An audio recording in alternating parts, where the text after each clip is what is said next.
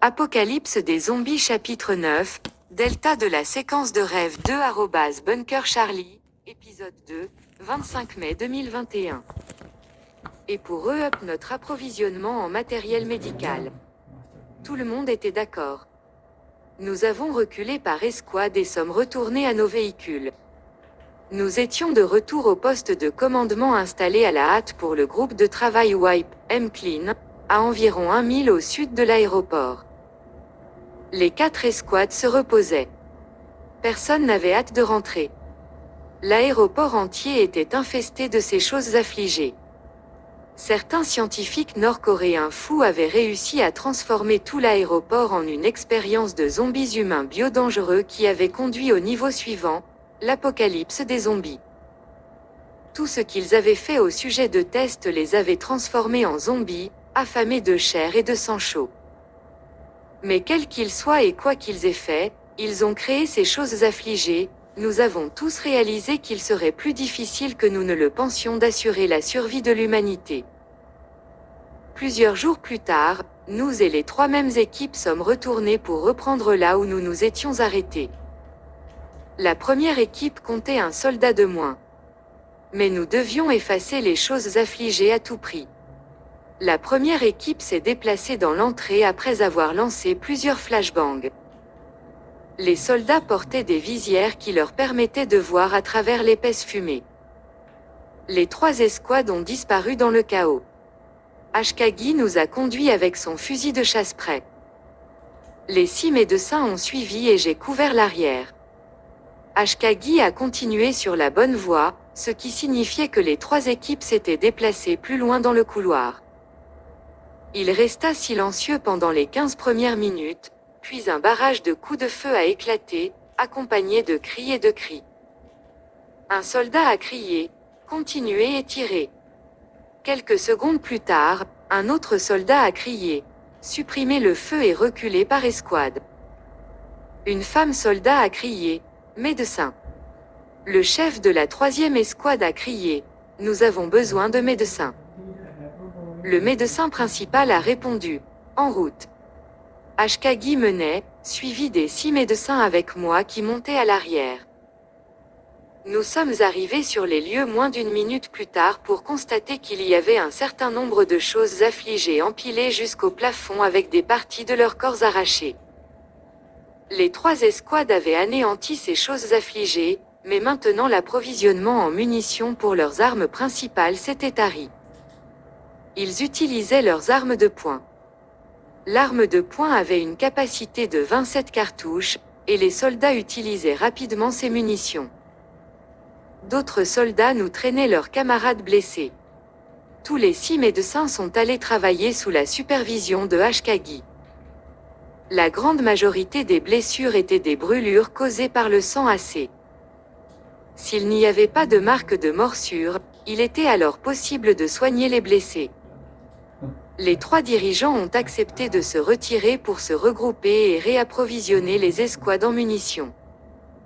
Certains des soldats boitaient et d'autres, plus gravement blessés, étaient portés par leurs camarades.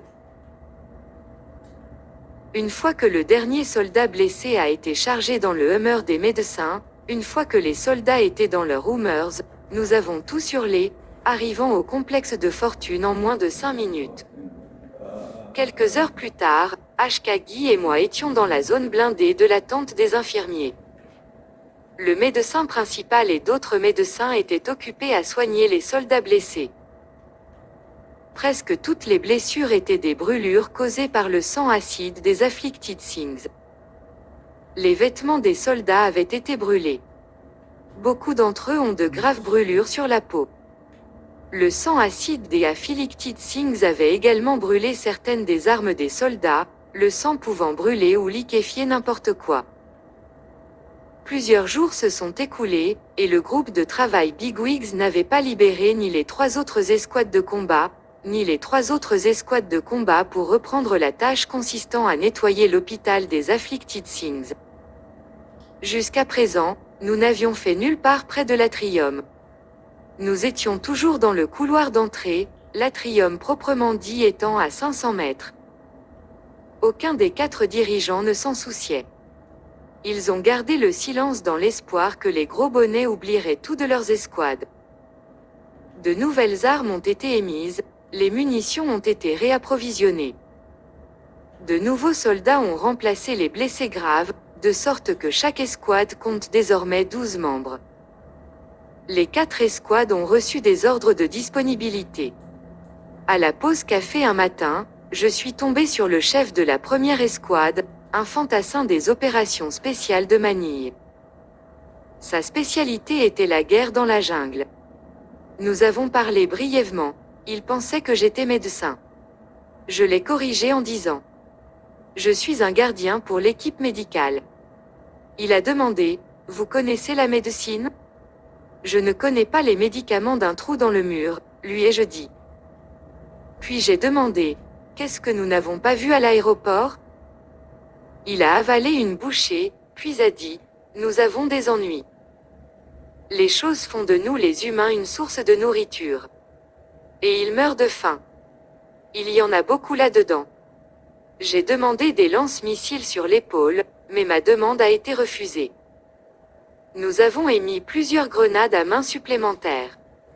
Trop généreux, ai-je dit. Qu'avez-vous ressenti à l'idée de tirer sur l'un de vos propres soldats? Il a poussé un souffle de désespoir. Après avoir réfléchi un moment, il a finalement dit: si je suis mordu par l'une de ces choses affligées, n'hésitez pas à me tirer la tête. C'est la chose la plus humaine à faire et aussi la bonne chose à faire. Sans oublier que c'est la chose la plus compatissante à faire, si le soldat tombé n'avait pas été réanimé, votre refus de la laisser être abattue aurait-il été maintenu? J'ai demandé. Absolument, dit-il immédiatement. Qu'est-il arrivé à la chose compatissante et à la bonne chose à faire, ai-je demandé. J'avais entendu parler de ces choses, mais je n'en avais jamais été témoin avant l'une de mes soldats tombés au combat réanimé. Je ne vais pas vous tirer la tête, mais Ashkagi n'aurait aucun problème à le faire. C'est un gros salaud. Nous avons tous les deux ri.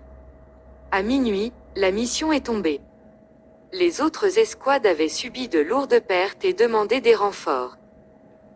Dès notre arrivée, nous avons été accueillis par des médecins et des soldats affolés. Nos 6 médecins leur ont fourni ce dont ils avaient besoin. Une douzaine de soldats gravement brûlés gémissaient. Nous ne pouvions pas y rester trop longtemps car les 3 escouades auxquelles nous étions attachés étaient entrées à l'intérieur. Ashkagi a mené avec un fusil de chasse dans ses mains avec 6 médecins derrière lui et moi à l'arrière. J'étais pandémonium quand des fusillades ont éclaté, les soldats hurlant et hurlant. La chose affligée a hurlé horriblement alors que les balles transperçaient leur corps. Plusieurs soldats ont porté leurs camarades blessés jusqu'à la sortie. Le sang et la sueur couvraient leurs têtes, leurs visages et leurs uniformes tandis que la fumée s'élevait de leurs armes fondues. Le médecin principal a rapporté au QG, recevoir un grand nombre de blessés avec des brûlures. Demander un renfort. Le QG a répondu, refusé. Poussé en avant. Les personnes proches du médecin principal avaient entendu haut et fort le message du QG. Les 6 médecins et les autres médecins traitaient les brûlures, ceux qui pouvaient encore marcher se dirigeaient vers les Hummers en attente. Nos 3 escouades se sont jointes à l'autre. Escouade et a continué avec la fusillade féroce. 5 minutes plus tard, la plupart de nos soldats étaient à court de munitions et ont commencé à utiliser leurs armes de poing. Il y avait plus de soldats qui avaient reçu de multiples brûlures. La fusillade féroce s'est poursuivie. 4 de nos 6 médecins transportaient des personnes gravement brûlées chez les médecins Hummer à l'extérieur. Un soldat traînait un camarade qui avait été mordu sur le côté gauche de son visage. Il était couvert de sang acide. Le médecin principal et certains des autres médecins l'ont examiné. Il était déjà mort.